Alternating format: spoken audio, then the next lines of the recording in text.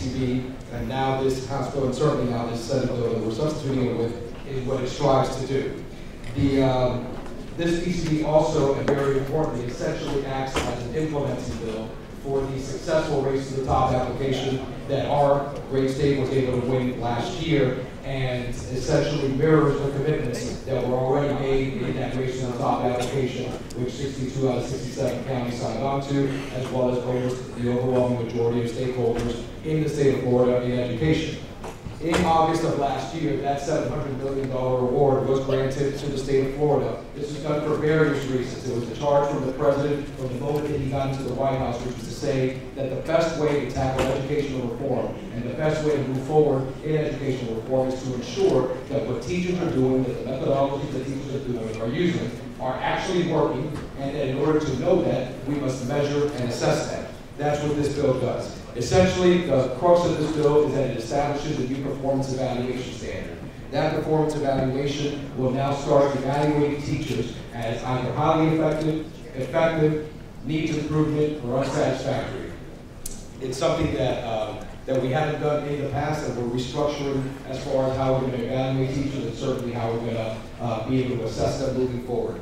By June of this year, the Commissioner of Education is charged, as a result of those Race to the Top grants, for establishing a value-added student learning model. For those of you who participated in the committee process, you know exactly what this value-added model is. It includes all the inputs that are included in student learning. Those inputs include everything from learning disabilities all the way through prior years of learning growth, so that we can have an actual, up-to-date, real-time understanding of where that student has been, what that student's learning curve has been, and ensuring that we continue to make that curve moving forward in a positive direction. So the Commissioner of Education is charged with doing that by the end of this year. Now, this value-added model is essentially going to be the tool that school districts are going to utilize in establishing these evaluations. Beginning in 2014 and moving forward and starting in 2011, teachers will have 50% of the evaluation and/or assessment, whichever word you want to use to call it, is going to be based on the student learning growth that was established by these models in the statewide exams, and all the money that is trickling down from this Race to the Top application down to the district levels. They're going to have to establish for non-core or non-statewide exams, they're going to have to establish some sort of a metric for those courses as well. As far as salary schedules and moving forward, any new teacher hired starting in July of 2011 will move to an annual contract moving forward.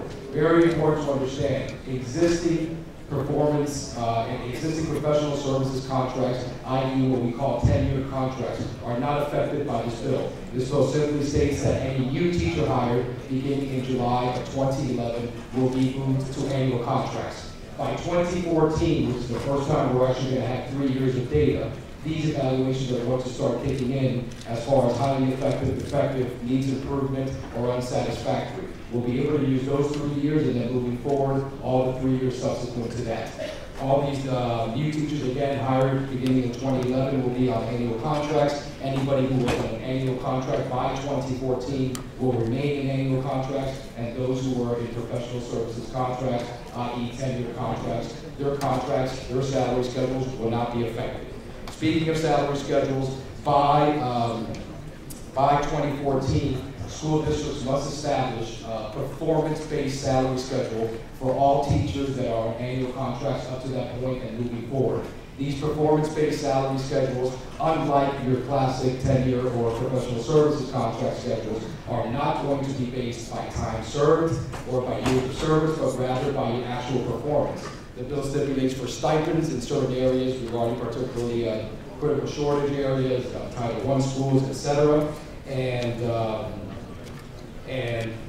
outside of that contract, when it comes to the actual contracts, as I stated, it's all going to be on annual contracts for new teachers. Teachers on existing 10-year contracts will remain under contracts. Their salary schedule increases remain intact, so they're not necessarily affected by this. The only effect that this bill would have on the existing professional services contracts and on annual contracts, it specifically states that any teacher who is ranked 2 straight years as ineffective is considered an essential just cause as an add-on component to the existing just cause for professional services contracts.